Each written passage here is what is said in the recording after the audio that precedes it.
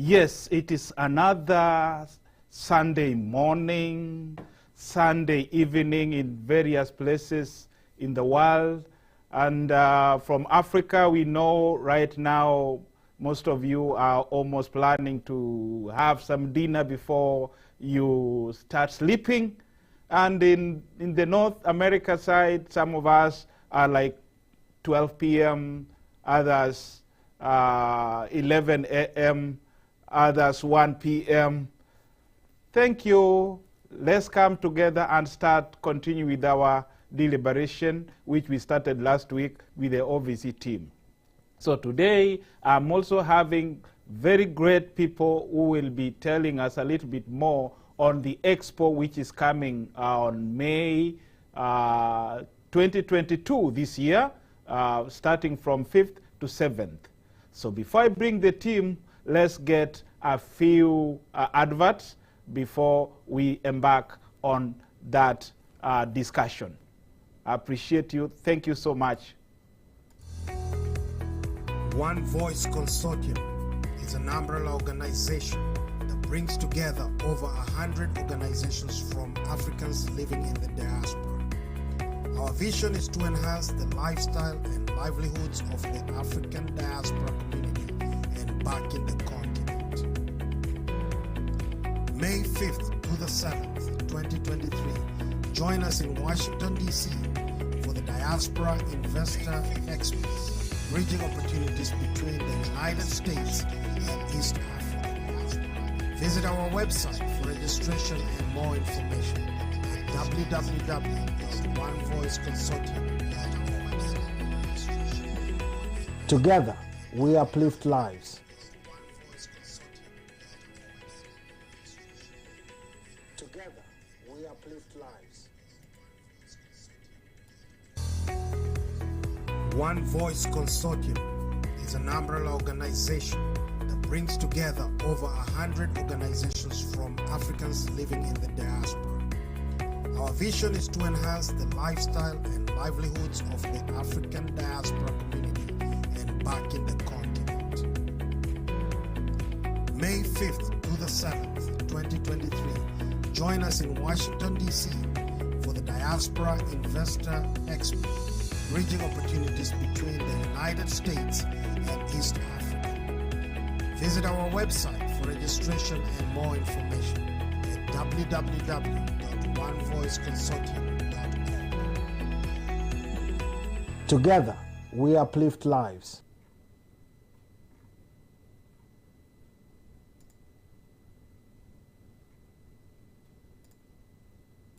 Yes, once more, let me also thank the panelists who are going to appear today for this particular show. And today we've got Dr. Robert Shiori, who is the president for the OVC organization. And then we've got Dr. Angwenyi, and then we've got Ms. Uwera Henrietta. So first of all, let me tell you a little bit more about Dr. Angwenyi. Dr. Angwenyi is a prolific scholar who has taught so many schools, especially in the New York, New Jersey area. He's holding a doctorate in leadership, and also he's a trained teacher. He's a scholar in biology, and has really taught very many schools and very many colleges in the biological sciences area. But right now, he's having his own organization whereby he's teaching or is mentoring so many students and so many other people around the world, and especially from East and Central Africa and in the US. He's trying to ensure that when people graduate from colleges, they've got leadership skills and methodologies on how to handle the world or how to teach the world. Then the other thing, we've got Dr. Robert Shiori. He'll speak more about what he's actually doing, but he's a great scholar also. He's actually traveled the world. He's having an organization of ensuring that whatever comes to the market is actually authentic, is reliable, is tested, and everything works as per the regulations, especially in the American field, FDA and all that. And then we've got Madam Henrietta Uwera, who is also well versed with immigration issues. She's really helping so many immigrants, especially in the US. When they come over here, they need to understand, they need to be relocated, they need to be settled, and all that. So let me not speak about them, but let them actually speak about themselves when they'll be doing the introduction. So let me right now bring them forward so that the world can actually see them. Ladies and gentlemen, welcome to KDR TV live show. Thank you for having us. Thank you. I appreciate that. Engineer I appreciate that one so much. Thank So you. let's start. Today we are starting with the president of OVC, Dr. Robert Shiuri. So before you really start much, Dr. Shiuri, I would love the world to know who is Dr. Shiuri and what is he actually doing to ensure our world is a better place. So Dr. Shiuri, the field is yours, the kiwanja is yours. Please go ahead and introduce yourself. Thank you so much, Engineer Kibwato, and also thank you, my co-panelist here, Dr. Angwenyi, and also Henrietta Uwera. My name is Robert Chiuri, and I am based in Columbus, Ohio, with my family, who we live and work here in this part of central part of Midwest USA. I am chairman of the Global Standards Certification Group, which actually deals with all issues around quality assurance, all issues around food safety, all issues around compliance with regulations, especially where people are importing or exporting food products or even non-food products. We are in the certification world in terms of doing that. But that is my non-profit, my profit side of the business. But on my non-profit side, where I work with the community, I'm the founder and president of Global Diaspora One Voice Consortium, which is an organization that has a vision to uplift and improve the livelihood and lifestyle of our people, both here in the diaspora and back home in the continent, and specifically in Eastern Africa, where we have many projects that are part of our member groups. We have very many members within One Voice Consortium, because we are an umbrella body bringing together others that are in various ways impacting our communities, whether they are in the education sector, whether they are in the socio-economic sectors of agriculture, of business, of trade, of technology, of innovation, of finance, banking, and many other sectors, including the health sector, where we have a lot of our diaspora people. So again, these all organizations are geared towards improving our lifestyle. And as you know, within the diaspora, there are many issues that are there, and no one organization can be able to handle that. So as a One Voice Consortium, we try very much to be an organization that helps to solve issues that are cross-cutting or address issues that are cross-cutting to many people in the diaspora. So thank you so much, Engineer, for having me here. Thank you very much once again, Dr. Shiuri, for that great and brief introduction from your end.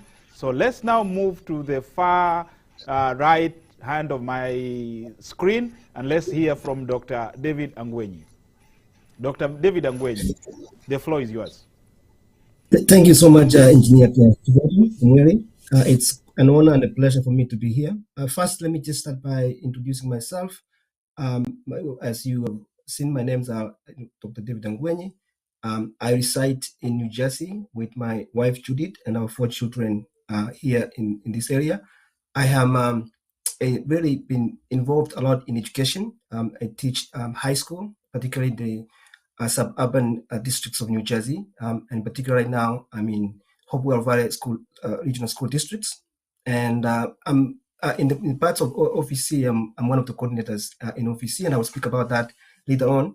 But primarily, the most focus that I would like to talk about myself is I'm involved in what we call bringing the Kenya experience to American students, but also trying to get the children who are born here to be linked to Kenya, and very actively involved in working with different organizations to find ways in which the diaspora can work together, and not only to share and exchange ideas amongst ourselves, but also to uplift living standards within our communities back in Kenya. So with that, in that extent, I've been very involved, and I'm a founder of the Global Connections Kenya Travel Experience Program, and also a nonprofit called Global Connections Foundation. And we'll talk more about how those organizations actually are part of the big picture of OVC, bringing these coordination and initiatives together to make sure that we are all contributing positively in terms of uplifting our diaspora and also Kenya in general. So I'll address those, as we go on with the interview. Thank you. Thank you very much. Thank you very much, Dr. Ngwenyi, for that nice introduction. Now let's have Madam Henrietta Mary Uwera take the field. Go ahead, Madam. Thank you so much. My name is Mary Uwera, and I am originally from Rwanda. I reside in the US, in Maryland. I am the current director for Watch Democracy Grow, an organization whose mission is to integrate democracy peacefully on the continent of Africa using peaceful means and based on our culture, as well as various challenges that Africa goes through. I am also a member of One Voice Consortium as their director for international connections. And academically, I come from both a political science background and a public health background. I do more of community development initiatives from across the area. And thank you for having me. Thank you so much. Thank you so much. That was very brief, Madam Uwera, but you'll definitely get more time to expound more on your organization and what you're really doing in the US to help our immigrants who really have a very torturous journey coming from Africa, some of them from passing through what we call South American Peninsula, where they really get so many problems. When they reach here, you really take them and ensure that they are just like your children. I mean, you are settling them to ensure that they eat, they get jobs. Thank you very much, and congratulations for doing that work for us, Madam Mary Uwera. Thank you. So, Dr. Shuri, back to you. Yes. What is OVC, and tell us what has OVC done for the last few or many years OVC has actually been in existence. And before you move forward to tell us exactly about the Expo, which Dr. Ngwenyi is going to elaborate a little bit more. So tell us a little bit about OVC and its objectives. Go ahead, Dr. Shuri. Thank you, Engineer Kibwata, for that question. As most of you know, the diaspora is now very much within the Kenyan Constitution. It is already recognized as it's playing a very, very great role in the development of our country and also our citizens back in Kenya and in East Africa. And in this respect, our global communities are participating in various sectors, socioeconomic sectors, to improve that and continue to be a big force and impact, and mostly fostering a stability back home. As you perhaps already know, the diaspora community worldwide, especially the Kenyan one, was able to send 440 billion Kenya shillings, which is quite a significant chunk of remittances. That is based on the 2022 central bank figures, data that we received. Having said that, this money, almost 59 to 60% or thereabouts, it comes from US alone, meaning that US as a continent, the diaspora that is here, is able to send almost 2/3 of this amount. And this is then shows that this part of the world, we are contributing significantly to address those kind of issues. I would like to say that the diaspora is also recognized in the Kenya Diaspora Policy of 2014 that indicates that we should continue to be significant players in the Kenya's economic development. In fact, at this point, I would like also to thank His Excellency President William Samoei Ruto for actually recognizing diaspora in a big way and even setting up the State Department of Diaspora Affairs, which is led by PS Roslyn Jogu. This is important for us here in the diaspora because now we have a link between us and the Kenyan government in a direct way so that we can continue to enhance even more development in our country.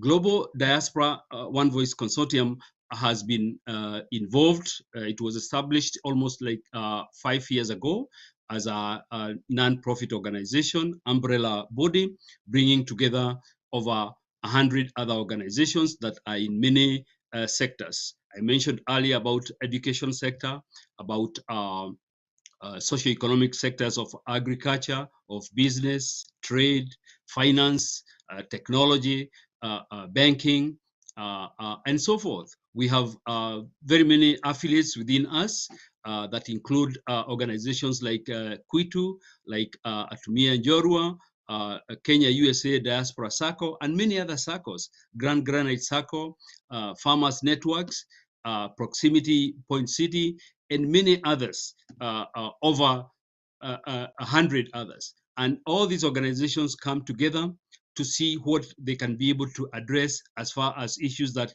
impact our people. And we have been very fortunate to have a very, very strong leadership within One Voice Consortium that is composed of many, many very professional and well experienced people that handle various sectors within our organization. We have our executive leadership, and then we also have our sector chairs that are in all these sectors and pillars that support us.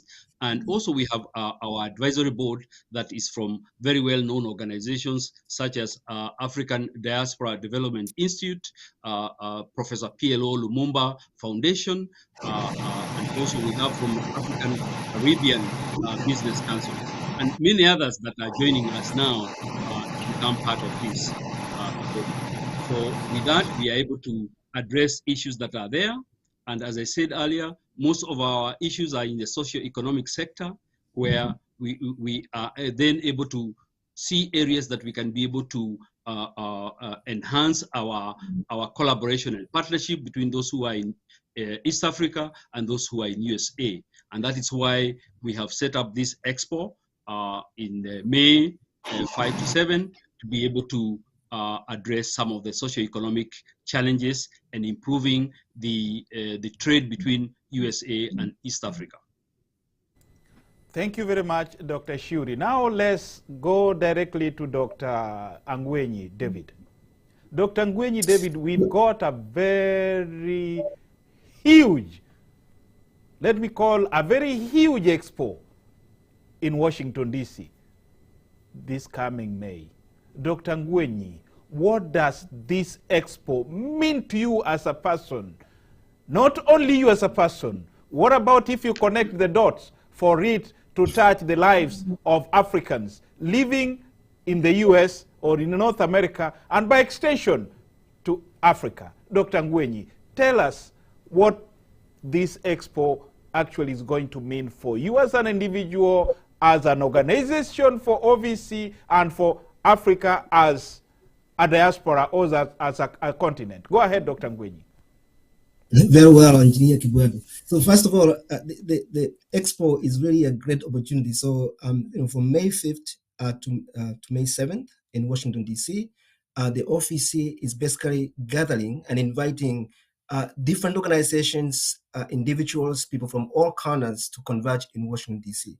So I was just going to go back a little bit and add on what Dr. Julie was talking about, and in that way we can see why this Expo is very important. No, the diaspora itself here is a place where we have a lot of resources, a lot of talents, and a lot of opportunities. But what has been lacking within ourselves clearly is the fact that we haven't been coordinated very well to exchange these ideas so that we can actually make bigger impact.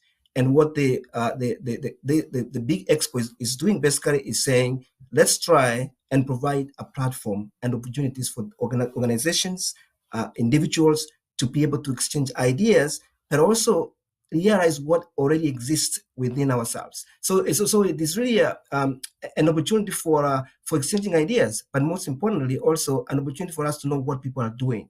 There is a lot that's happening, and I would like to point out that there's many organizations that are led by different people in the diaspora and outside that are working and finding ways to really lift living conditions of people here within ourselves, but also back home where we came from originally. So the Expo provides that platform. It brings us together. It also allows us to see who is doing what in what particular as areas.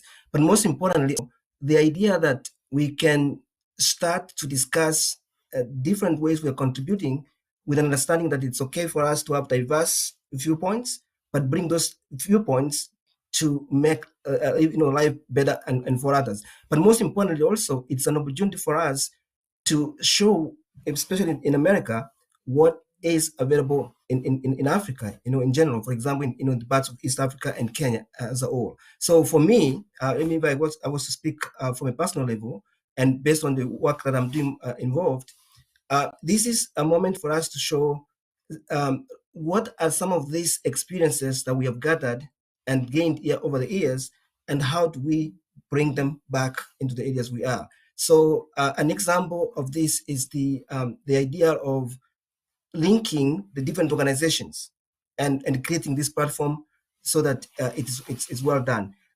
Now, the Global Connections Kenya Travel, for example, we have organized a program that has been over the years trying to link the Americans to different villages in Kenya, but also connecting with the Kenyans back in the villages so we can find what is possible. Some of these experiences that have been very, very successful have not been known very well because they've been only happening in one segment. So during the expo, some of this becomes available. And then many other organizations also will have a chance to share what they're able to do. So it's an opportunity for us to coalesce around big ideas, but most importantly also to showcase what we're able to do at the diaspora. Also work now that the Kenya government also is very proactive in engaging us together. We have now a chance for us to really take these ideas even to higher level. So that's one of the ways that I think we'll be working together, and we'll be pointing some of these things as we go forward.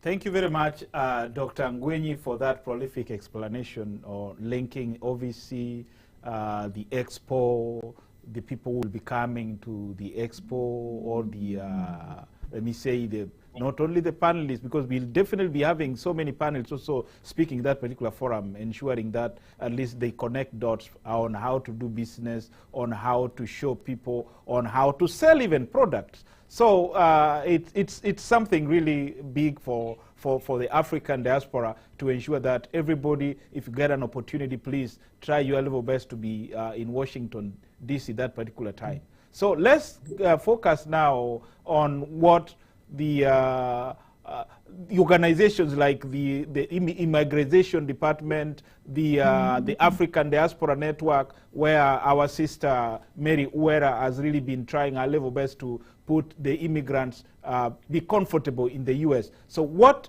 do you entail to ensure that the African diaspora actually hears when you'll be definitely presenting during that particular expo, Madam Mary, or if your organization given an opportunity, they'll definitely be presenting that particular day. So tell us a little bit more about your organization and how you will be helping, obviously, in or coordinating this particular event or expo. Madam Mary.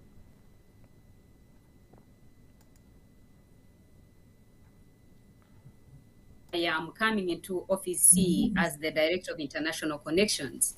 So which means we are trying to put this exhibition to the market on the notion that, remember also in December 13th, there was executive order which issued the Diaspora Advisory Council on the diaspora engagement activities. This is an opportunity of doing a reuptake on what that executive order is trying to establish, allowing diaspora communities, immigrants, to be part of the showcasing the culture that they come from, but also always reconnect with the where they also come from. So in other words, it's like bringing this East Africa, particularly also Africa, to the diasporas who are living here, but also doing a reuptake on what the US summit was also supposed to promote, which is partnership. So bringing what the Africans are doing, or the African investors are producing, connecting them to the Americas investors. So it's an opportunity that we are trying also to engage immigrants to know that this is an opportunity for them to dream big. It's an opportunity for them to engage the American dream, in other words, which is like you are an American, be who you are, be part of that success, let the sky be the limit. And this is one way we are trying also to create that awareness. We are also trying to bring them together so that we end the other a little bit confusion which has been there, whereby every diaspora does something and you realize goes unnoticed because you don't know who does what. So we want to leverage on the opportunity of the diversity of ideas, diversity of talents, diversity of what the immigrants have that can come to the table, so that we share at this expo, which is May 5th to May 7th. And we urge all the actually organization to be part of it. And that's why you see me here. I'm not promoting what democracy does, because that is not the opportunity for democracy today. It's about, remember, when we encourage trade, we are also encouraging good governance and development. So it is after that that we go for the other portion, and that's why we support what the OVC is doing. And that's why we are also part of it, because it allows the organization to flourish with their missions, irrespective of being under the branch. Thank you very much, Madam Mary, for that explanation. And we really appreciate you being part and parcel of OVC. Now, Dr. Shuri, why do you think OVC is qualified or more qualified to arrange for this mega expo in the US, which the diaspora, some diaspora organizations, yes, have done, but they were in a small scale, but you are really bringing this one to be a huge one. So why do you think OVC is the right organization to arrange for this or to organize this expo? Thank you, Engineer Kiwato, for that question. The greatest asset we have within OVC, Diaspora One Voice Consortium, is the fact that we have very many organizations that have individuals that are very talented, professional, and people who are following various values that are very, very critical and important to One Voice Consortium. Our values are hinged on issues of being collaborative, being equality focused, equity focused, people who are want to expand to the next level in terms of relationships. We are people that are very transparent and accountable. And most important, we are people that maintain best practices in whatever that we try to do. So some of the things that make us stand out is the fact that we have very, very able committees and chairs of that, and also directors that are directing various things that we are doing in terms of the pillars of development. As I mentioned earlier, we try very much to follow our own plans, our own strategic plans. We try to ensure that we are addressing needs of the community, needs of the member organizations that we represent, and more important, issues that are important for the diaspora. As you perhaps already recall, Engineer Kibuato, in 2021, we put together a very successful diaspora tour of Professor PLO Lumumba in various states here in US, which culminated in a big gala ceremony here in Columbus, Ohio. And as you know, this particular initiative and event happened very well across several states like Florida, like in Minnesota, and also here in Ohio, and ended up in New York, where he was able to then meet people in that area. But what I'm saying is that we've put together before events that are very well organized, whether they are member affiliated events like Granite Circle that did an event last year in Minnesota, and or whether it is the whether it's the FGCU through Dr. Ndiangoi that did events in Fort Myers, or if it is even our proximity Point City that did a groundbreaking in Malindi, Kenya, where we have a big project. These are some of activities that we do as a One Voice that also show what we do. In fact, a lot of our success is through various our member affiliates that have been able to put up very elaborate events for them. For instance, we have the Wire Digital Bank that was able to be launched last year in September in Washington, D.C., in an event that was graced by His Excellency Ambassador Lazarus Amayo. So what I'm saying is that a One Voice Consortium as an organization has been part and parcel of many other activities here in diaspora, where we have been able to put up events that have attracted many. But of course, we cannot say we have done this alone. We've been doing that in partnership with our great planning team here.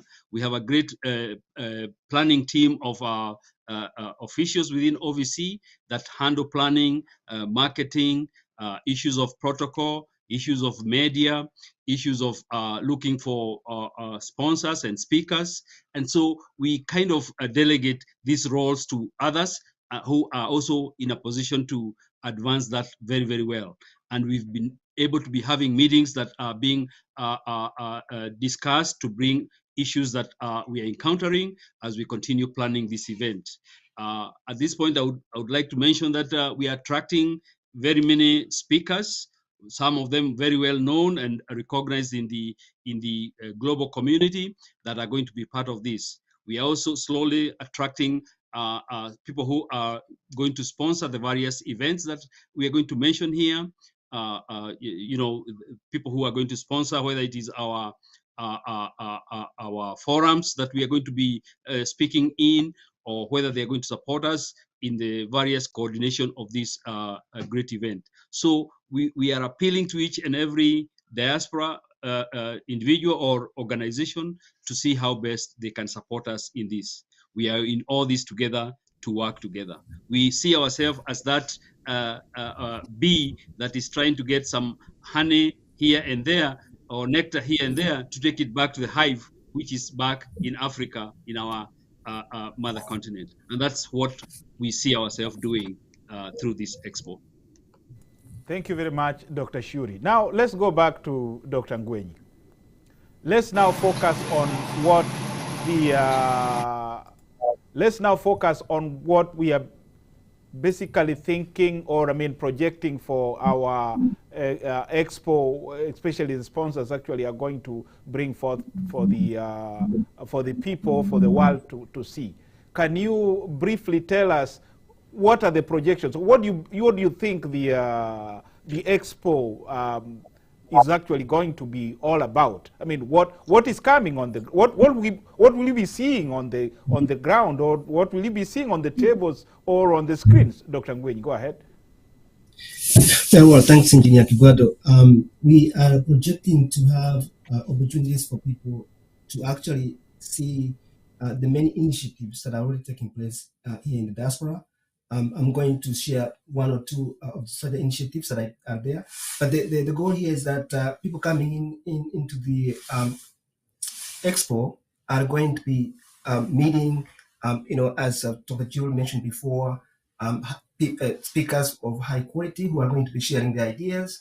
There is also going to be forums and platforms where people can exhibit some of the products that they themselves are performing. In other words, different organizations within diaspora that are doing amazing works are going to showcase their work as well. So when you come to the expo, you are going to really get an opportunity to see these amazing initiatives that are happening in all parts of the United States that are geared towards engaging our diaspora, but also we are inviting organizations from outside United States to showcase some of the things they have.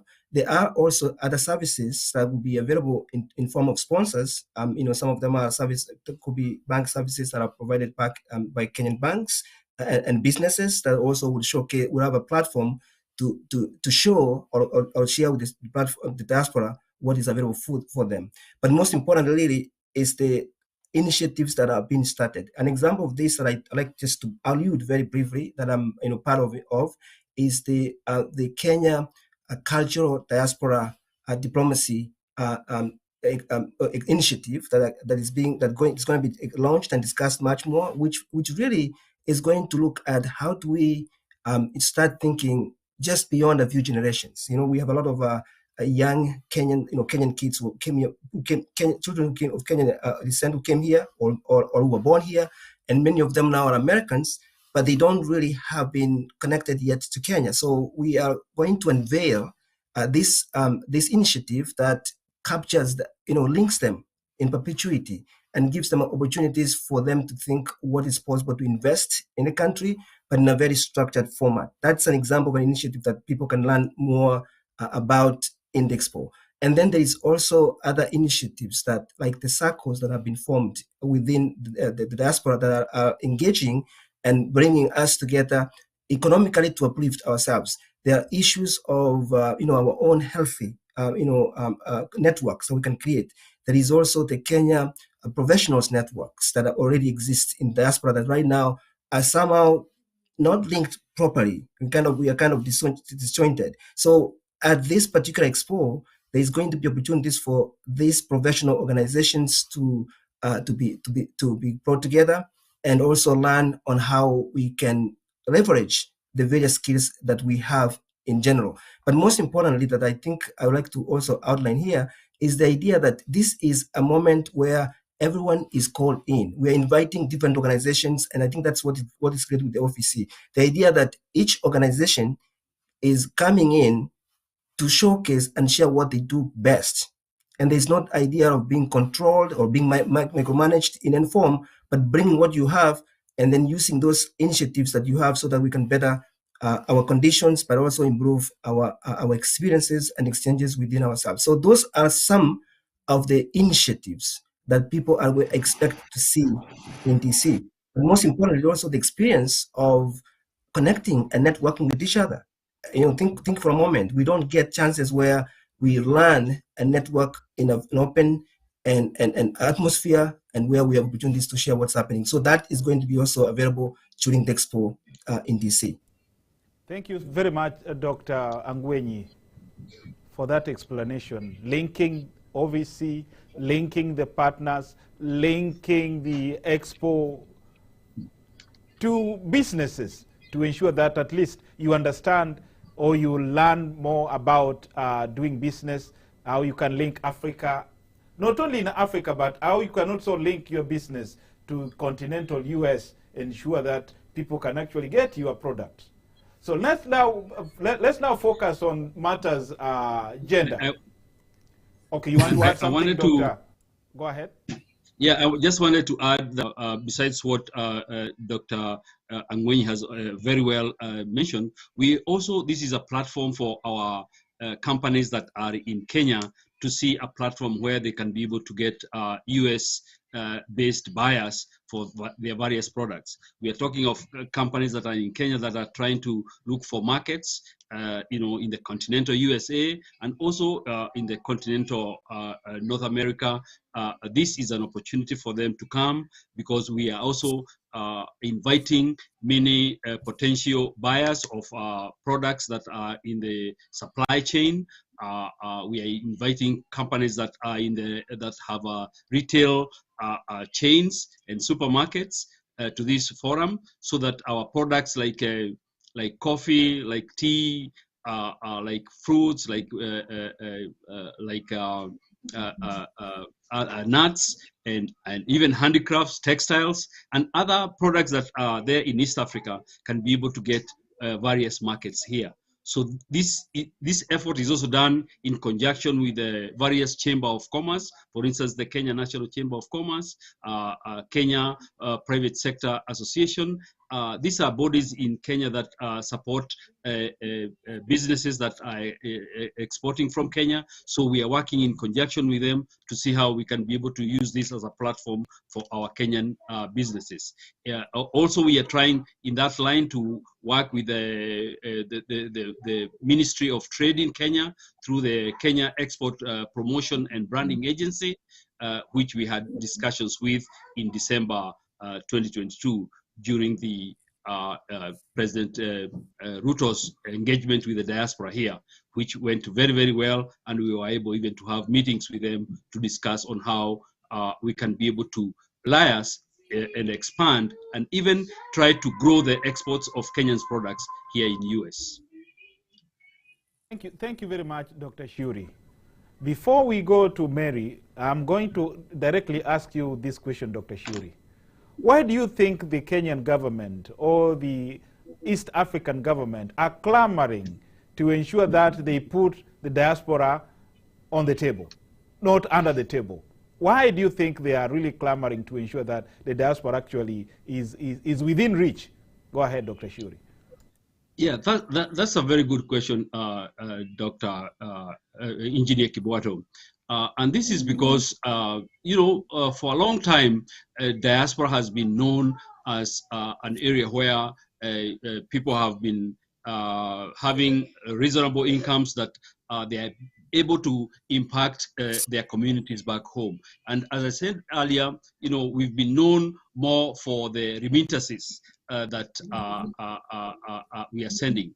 But now, if we can be able to have structured engagement with governments and other agencies in Africa and also in East Africa, we can be able to do much, much more. We are talking of remittances not just for money, but even remittances for skills and for other resources. We can be able to be, diaspora can be able to provide, intellectual resources, professional resources. It can be able to even save much, much more. And in terms of the savings and credit circles that we are having here, that can even impact our country in a much bigger way. The diaspora can be able to be encouraged to buy government bonds or set up, banks that are going to be even have a much more impact, because then these are instruments that are, or channels or structures that are going to really help our countries in a big way. And that is why many governments now are realizing that, hey, if we are able to consolidate our diaspora very well, they can be source of foreign investment for our countries. And this is not going to be really foreign investment, because these are people who have already a stake in that country. We are people who have a stake in Kenya because we have our communities, we have our families, we have our relatives, and we have our citizens back that we want to support. So the diaspora can now be even an alternative source of foreign investment for governments if handled very, very well. And this is what we are seeing as a low-hanging fruit, that all of a sudden, instead of going to all these other international banks and other monetary sources, the diaspora can be that source of funding for some of the projects that are in our countries. And handled very well, we can be able to match those other international agencies that governments go for funding. And I want to say that we can also be a source of intellectual resource, supporting our educational systems back home. in terms of whatever that we have already acquired here. And so those are some of the initiatives that Dr. Diang'ui and Dr. Angwenyi here have been working on, things that we can be able to impact our countries in a much even bigger way. Yeah, Dr. Ngwenyi, I know, yes, I knew you were coming forward. So go ahead, go for it, Dr. Ngwenyi. Go for it. I just wanted to add on, this is a good conversation for us to have, and we should not probably let it go. One of the greatest ingredients that I think the countries in Africa and many others have been to realize is that the best way for us to become successful is to begin tapping the resources we already have here. We have individuals who have experience that are very well founded, that are willing to bring those resources back home.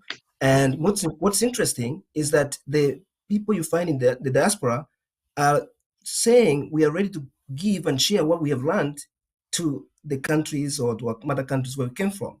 For example, the idea that we have gathered this experience and we can bring it back. So the days when the diaspora was seen as a competition, I think, are fading very quickly, because we are realizing that any place in the world, the diaspora has been the place where success has taken place. Look at anything. Look at the Jewish Americans. They have developed their own, Israel, for example, and many other places. So the sooner you start realizing that you have a lot more to gain from the diaspora and engaging the diaspora, it's really the best of success. And we are likely to do very well. So I think, for example, Kenya is likely to do very well, if the diaspora is very engaged and very involved. And I think those are the things we are now saying, that we are ready to be engaged, and we are not even asking for, most people are not asking for to be given anything. They're just saying, they give us a chance to make things, to work together to improve the living conditions so that people live well. There is no reason why people shouldn't live well anywhere in the world. It is very disturbing to find that kids don't have good places to go to schools. Healthcare isn't well fast, when we know some of these things can be worked very well. So this conversation is important, and all of us need to be invited. And I think I want to add on that the best thing for us to know is we need to invite everyone onto the table. And once people are given the chance and empowered, there's going to be a lot to be done. So this is one area that I believe that we're going to do very well. And I like that what OVC is doing.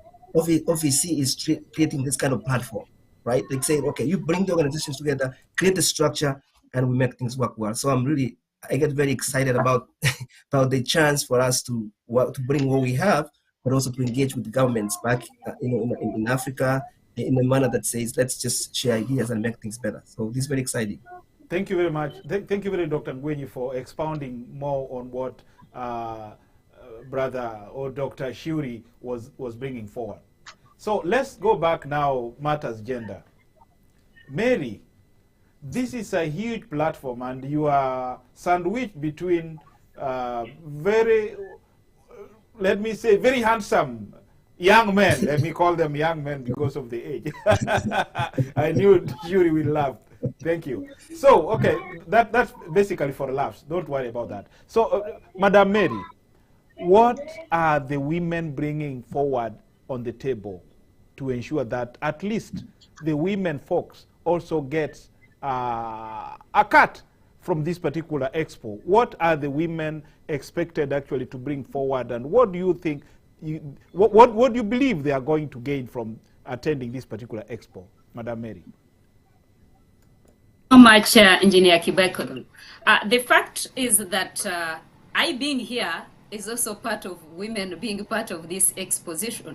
So we are trying, that's why we had to be part of it.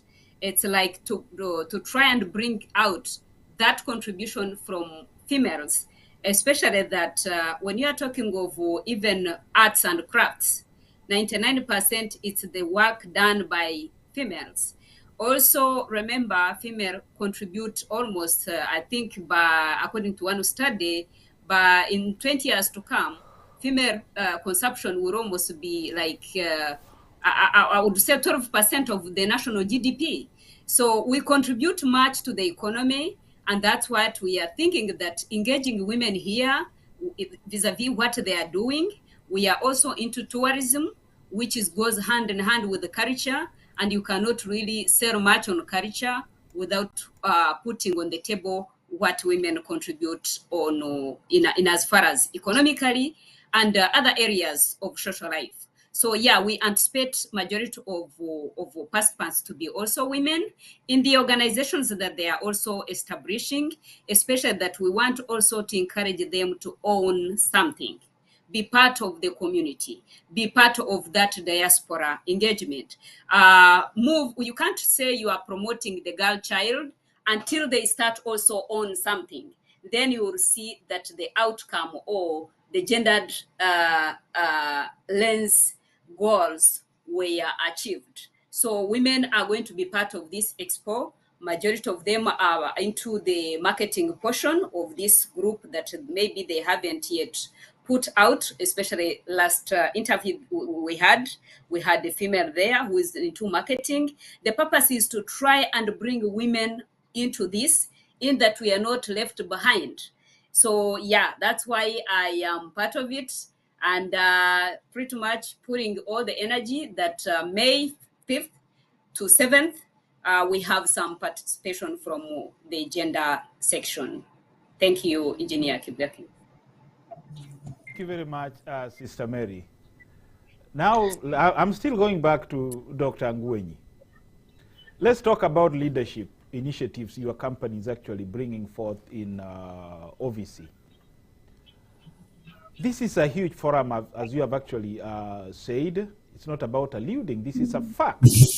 And we want to see people get engaged, people become good leaders of tomorrow, not politicians, because I believe that politicians are not, let me not say all of them, but I believe that many politicians are not leaders. I mean, they're basically politicians. So when you are in OVC, where do you think, where do you view, or where do you see the leadership initiatives or qualities are imparted to our young people who are going to be, we call them leaders of tomorrow? Even today, where do you think in the next 5 years, what will OVC have achieved in ensuring our people get the good leadership qualities, so that if they become an MP, they become an MC, they become whatever, they actually pass those good virtues in developing the community based on what you are seeing in New Jersey?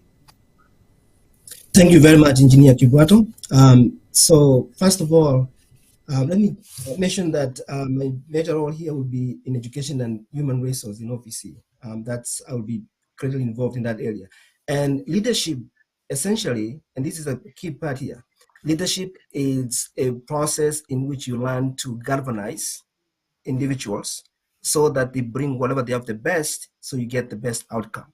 And how do you do that? If you're a successful leader, you empower people and give them the opportunity to explore and share where they are good at.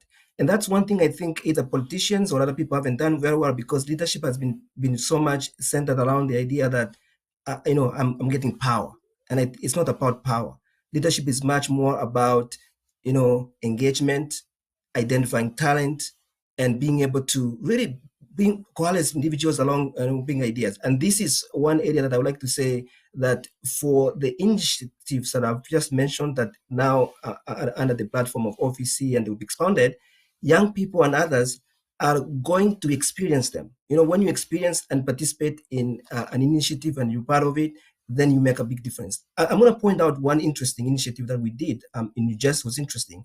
I had a number of students from the high school that I taught to engage with communities back in Kenya. Just go in, do a visit, but then work with local communities to say what problems were people dealing with. So, for example, in the one of the villages that we're working with, individuals didn't have the access to water, access to good roads was a problem.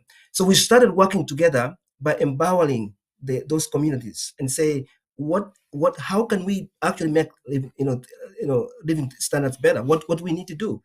We started identifying areas we can coordinate with, leaders we can work with, or individuals and organizations we can work with.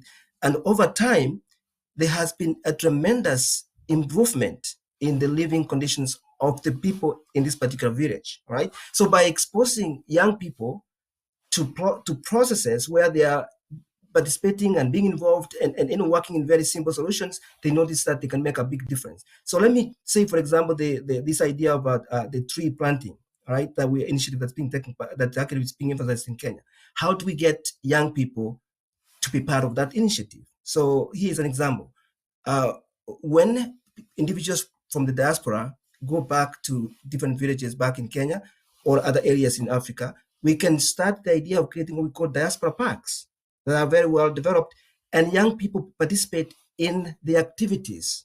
People get involved in finding solutions that improve the living conditions of the people that they're working with. So by exposing individuals to the tasks and allowing them to work around solutions, around issues that are very difficult and challenging, you make things much easier for. So what our leadership is really going to be realized in this particular forum is by bringing individuals together, galvanizing them around core issues, and also learning to work on how to respect people of different viewpoints.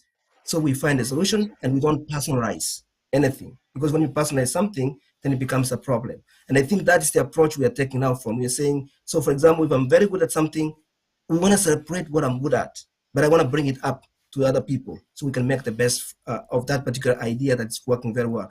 And I think if you look carefully with OVC, when we talk about 100 organizations, think of this way. The problem is that the moment when each one organization will stop saying that I'm the leader of this, like I'm the one who is really now, that is when we solve the problem.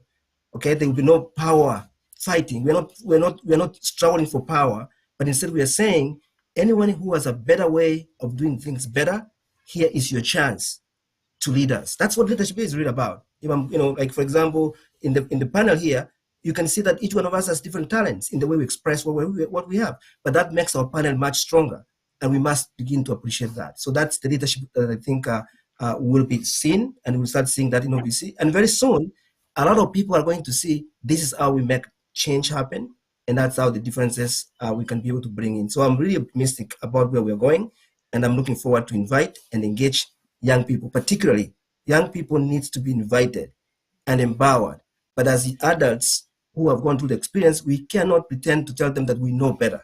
We need them to come in, and it's okay for them to make mistakes, because mistakes allow you to learn from it. But we need to invite them onto the table, involve them, and that's why I'm excited about this initiative of the Kenya Cultural Diplomacy Initiative, because that's exactly what we're doing. We're saying we want the kids who are born here to remember that they can make an impact, they can be culturally grounded, and that's the leadership training part of it. Thank you very much, Dr. Dr. Shuri, I'm bringing you forward. Yeah. I'm bringing you forward. I know there's something. Yes, on that point. Thank you very much on that particular point. Yeah, you'll add yes. them. So, many people who are listening to this particular interview would also love to know how to join OVC. What are the structures needed for his organization to come and be part of OVC?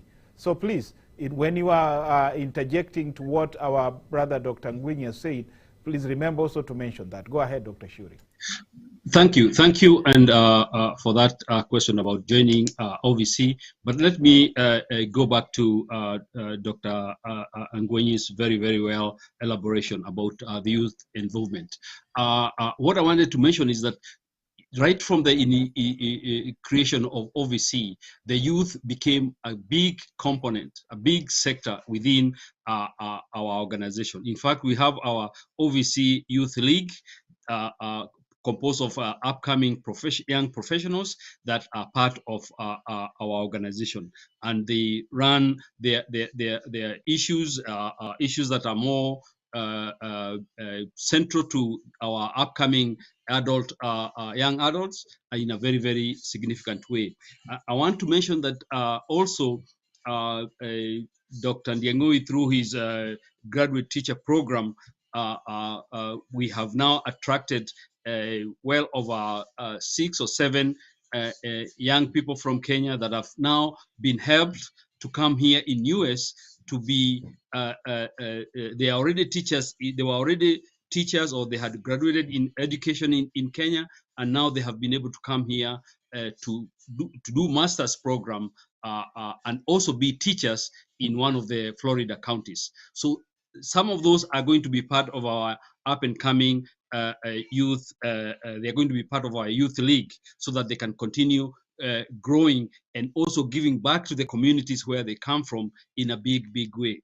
Within our youth sector, we also have the upcoming bridging initiative project that is going to be started, where we are looking at how we can be able to tap the resources that are here in the diaspora and impact technical and schools and technical institutes and schools back at home. We already have several that are going on. We have one that was actually started by Dr. Ndiangoi at Madhakwene village, a school there that we've been able to support with computers, and a tech lab was initiated.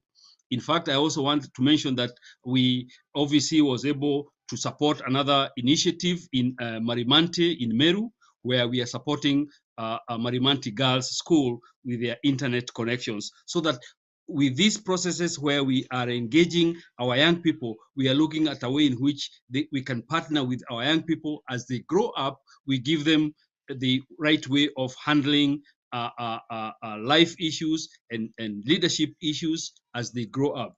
And also, finally, I want to mention that One Voice Consortium is in collaboration with Focus Kenya. Focus Kenya is a youth organization in Kenya that is very well known as a youth Christian organization. They were actually our partners during the last election in 2020. As you know, OVC is an accredited IEBC election monitoring group. So we partnered with Focus Kenya, which has 55,000 young people in all the counties in Kenya. And they helped us during the time that we were doing election observing. And we've been part and parcel of that organization as we continue to mentor these young people to be good leaders of Kenya tomorrow. So OVC is playing its part in terms of bringing up institutions that can help us tomorrow in having leaders that are dependable, leaders that have integrity, leaders that have a vision of their country at heart. Back to you.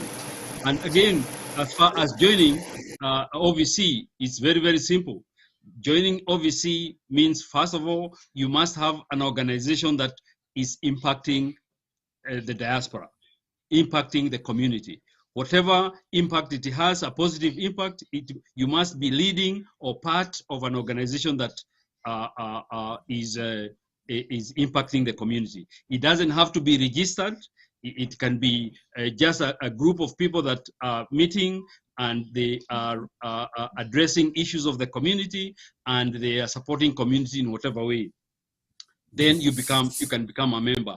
But we go through what we call a vetting process. Vetting process is just a way in which we want to know you more, and we want you also to know us, so that we can be able to see how best we can create synergies together. There are no other requirements to join OVC. It must be just somebody who appreciates the values that we have of transparency, of accountability, of best practices, of collaboration, of partnership, of being fair and equal for all people. That is what we call our values. And as long as you can share those values, you can become a part and parcel of what we are doing. We don't have any other requirements. As long as you are somebody who is dedicated to that and you have something going on in your community that is positive, you can become a member once you go through that vetting, or rather orientation within our organization. Just like we have done for the two co-panelists that are here, Mary Uwera, she went through that vetting, Dr. Ngwenyi here went through that vetting, and it is actually very harmless, and not even painful. It's just a process of getting to know each other. Yes. Thank you very much. Thank you very much, Dr. Shuri, for your elaborate explanation on how to join OVC and about the initiatives OVC is actually taking back in Africa. So let's briefly now round up the interview. But before we round up the interview, we want to hear a little bit more from our sister. If there is anything she would like to add as she rounds out, as she does her, let me say, Quote.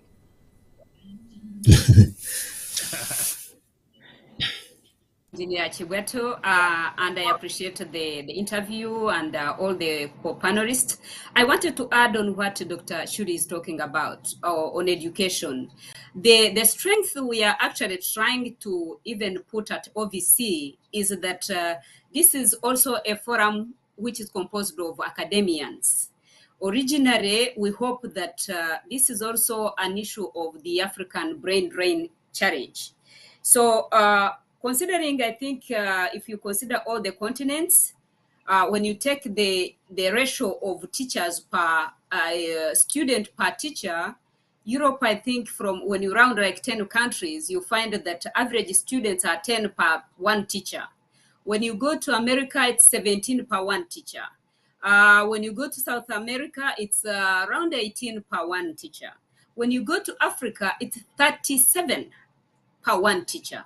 Afghanistan being the highest with the 48 per students per one teacher. So we hope that even besides even the Expo and onwards, that we can even improve that education. Remember, education is part of capital development. And when you are talking of capital development, you can't really talk of economic development without education. So we hope that even OVC, through young engagements, we will even, although they've highlighted on Kenya, but even other countries in East Africa can benefit from that engagement, in that in the long run, maybe we establish something that would do e-learning. For example, when you consider our remittance, African immigrants, almost 2020, they contributed almost 42 billions. That is almost greater than a combination of US and France donation to Africa. So, for example, immigrants can really do something tangible to develop Africa, particularly also for this particular Expo. We are focusing on East Africa, but we never wanted to go deeper until we have achieved a good ground. We dream to go bigger, even on the continent. We hope that by the next Expo, we will be into an aggressive policy or a comprehensive policy that is going to embed majority of other countries, so that we can see if we can push all continents or all countries usually are developed by their diaspora groups. So I thank you. That's what I wanted to add on what Dr. Churi was mentioning.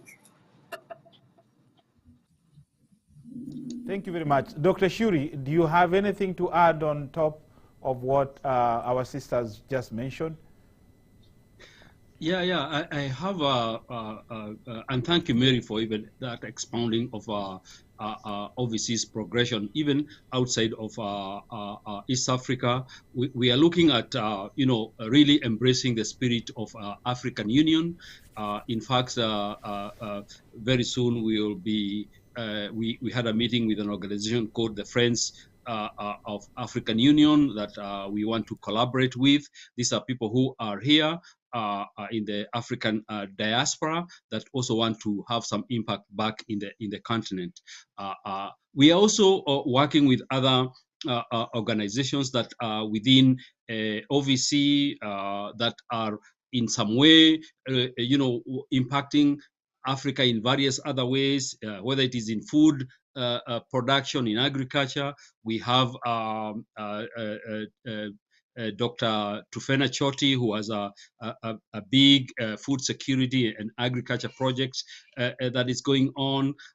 They're doing excellent work in the Baltimore, Maryland area with husband, Professor Charles Choti. Again, these kind of initiatives that people are doing in food production, in mentoring other young people to become better, are things that sometimes this is the untold story in the diaspora. People who are engaged in various activities, and a lot of people even don't even know. So in this particular expo, they'll be able even to know much more about other initiatives that are being done, whether it is an organization like Kenya Airlift Program, and I'm sure maybe a lot of you have heard about this program where we are getting qualified, able young people men and women from Kenya to come to US universities to further their education.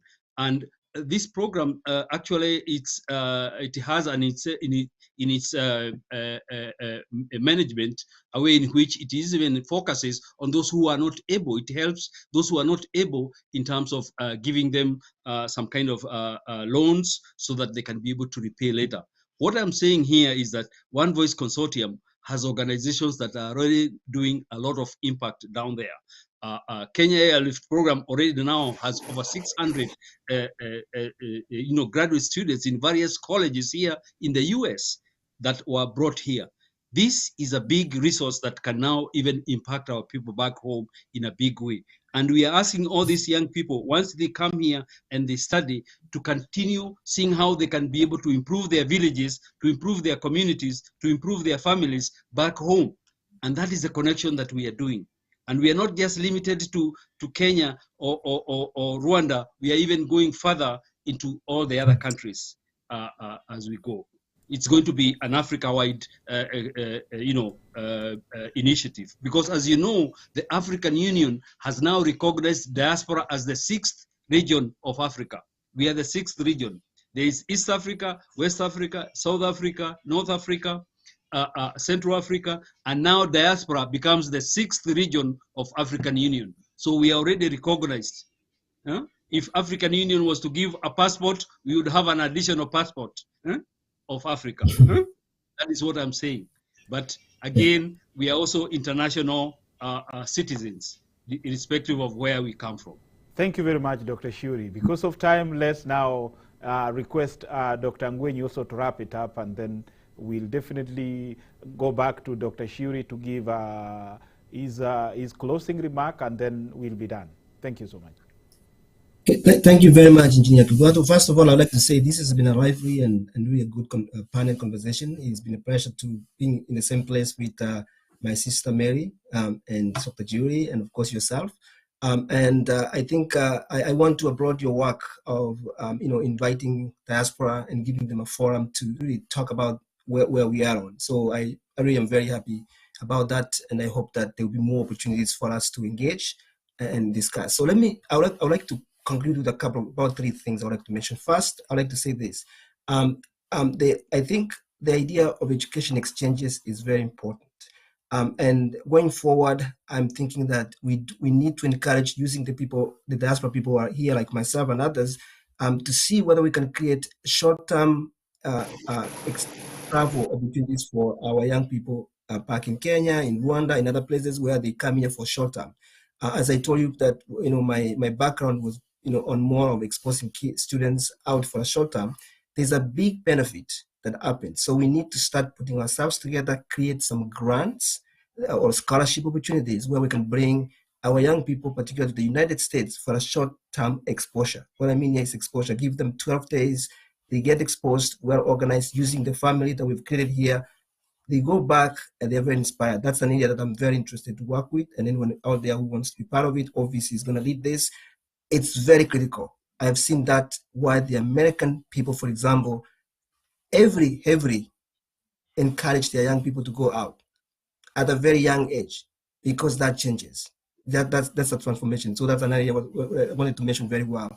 I also want to talk about the idea that right now that we do, and this is particularly, I'm going to focus this to Madam PS Roslyn Njogu, who is now our Diaspora Affairs, that she has a big responsibility of not only being that link that will coalesce all the different organizations and also welcome the input that already exists. She has a good place to begin with. Many of us are very much looking forward to it. The OVC is out there, and there's many other organizations that are being involved. So that is an area that I think we do not need to take lightly, because it's an opportunity we've been given, and taking advantage of that will really give us a high point on where we're going to move forward. And then finally, I'd like to talk on a personal level as an individual. We talk about programs, we talk about ways we can do things, but I also want to emphasize that the people in diaspora, those of us who are here, we are also dealing with different challenges. People are going through struggles, they are going through things. So we need to start finding a way in which we identify and create support systems so that, when an individual is going through a process, for their talent to be honest, for their best to be available, they also have to be, their issues have to be dealt with. Okay, I myself, as a father of 4 children, for example, and my life really has been much more in America than Kenya, possibly. I can tell you that one of the experiences I've learned that has made it easier for me is knowing that there are communities that are supportive. And me and my wife raising 4 kids, and one of our children is autistic. Actually, my daughter is autistic. I have learned that, and and she has taught us quite a lot, that if there is love and there is support and there is coordination within communities, you do very well. And we know that is lacking, for example, in parts of Kenya, in parts of Africa, where children like that aren't given the best support, or community like that are disengaged. So why I'm bringing this here is that we can do all we can. There can be amazing programs, but until people who are living here also understand that there are individuals who are living really life, normal lives, dealing with challenges, right? Because when we walk out of this studio, we deal with life in a normal way. You're going to be dealing with the real things that you have to deal with. So we need to understand that within ourselves, that is my brother, my sister, and we can support each other. Because once you become empowered, right, your problems are dealt with, then you have a place and a chance to also live and give other people inspiration. So I think it's important for us to realize that regardless of what differences we may have, there's this core human aspect that we have, that we need to make each other better, find challenges people have, and respond when people need help, and give that help, so that we are much stronger as a diaspora. And I think that's what the diaspora unit is all about, finding those challenges, so that if the umbrella organization works very well and there's a challenge from one of us, we shouldn't be wondering about where money is coming from. So, for example, I hear stories of a Kenyan stranded in Saudi Arabia, and they need like $10,000. Why would it take so long to get $10,000 to help a person like that? So if we create a stronger umbrella diaspora organization, we have a lot of income.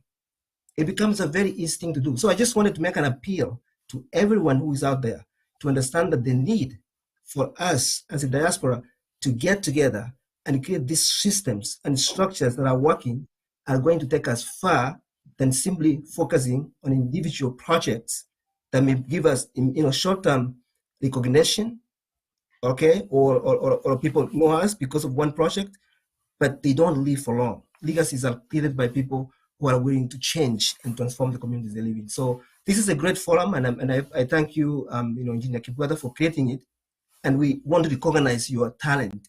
And anybody who has a talent, invite them. Like, your work should also be taken and shared with other young people. We can create more of these opportunities also back in Kenya, and bring individuals like young people to come here and witness what you do, get the exposure they have. So I am very appreciative for this opportunity, and Dr. Chuli and Sister Mary Wera. It has been a pleasure having this conversation together.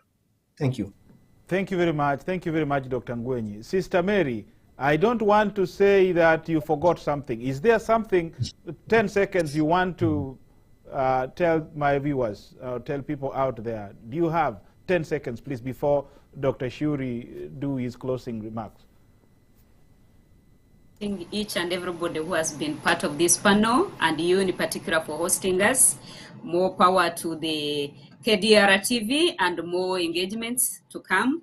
But I also wanted to highlight what Dr. David was saying, the power of immigrants, the power of diaspora in as far as making a difference for the continent. I never wanted to go into more on what I do on that, which is pretty much integration of democracy. Sometimes lack of economic opportunity impedes integration of democracy on our continent. So this is one way of creating an opportunity. Remember the doctrine of opportunity for all. It can only be realized if we have such economic opportunities, and this is what we are trying to put out. So on May 5th to 7th, don't forget the Expo, share, let us be part of this amazing and actually unlocking opportunity for both Africa and the US, and also try to repackage Africa in diaspora, because usually I go on the forums and they're like, why is it that US is not paying attention or is not showing interest in Africa? Sometimes they don't know what we do. They don't know what's out there. So this is an opportunity of showcasing what Africa is to US and what actually US is to Africa as in terms of partnership. So in the real sense, I usually call this what you would consider to be soft power, similar to sports, in rezoning Africa and US on investment opportunities. So I thank you for the opportunity. Thank you very much. So Dr. Shuri, can you now have your closing remarks, please? Thank you. Thank you, Engineer Kibwato. We are grateful to you and KDRTV team for continuously being part of us. I remember KDRTV is part of One Voice Consortium, and you've really given us the platform where we can be able to communicate our goals, our objectives, our mission, our initiatives and things that we are doing for the community. As you very well know, we are a voluntary organization. We just volunteer our time and efforts. And I must thank all the members of One Voice Consortium and also leaders in our executive, our directors and co-chairs of various sectors. Without them, we could not be able to accomplish all this. I also want to thank all our various supporters in various areas that have been there for One Voice Consortium. In fact, this is an appeal to all of you to consider how best you can be able to support us during this Expo. Please reach out to us so that we can be able to see which way you can be able to support us, whether it is at the bronze level, whether it is at the silver level, gold, or even platinum. And let even those levels not scare you. Whatever support that you have for us, because we have many activities, you can sponsor some of our lunch or dinner during the conference, or even the gala ceremony itself.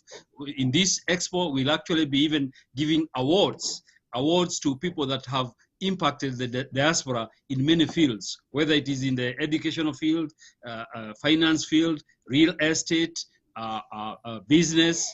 We'll be recognizing them. So we would want people to support us so that we can be able to award the nominees and the winners of or people that we consider have really impacted diaspora. So in my closing remarks, I also want to say that this is also an opportunity for unity for the diaspora, especially leaders. We are so much disjointed, and sometimes we are very unengaged. We want to bring our leaders together so that we can continue to be engaged in matters that are diaspora. We are all one and the same, and we need to look at what other diaspora, like Dr. Ngwenyi was mentioning, the diaspora of Israel, the diaspora of India, the diaspora of Korea, the diaspora of Singapore. These are diasporas that are doing very, very well. So why can't we as diaspora from Africa and also from other countries do even much more? We are a very resourceful country, resourceful people, and we can be able to come together in the right way, and we move forward.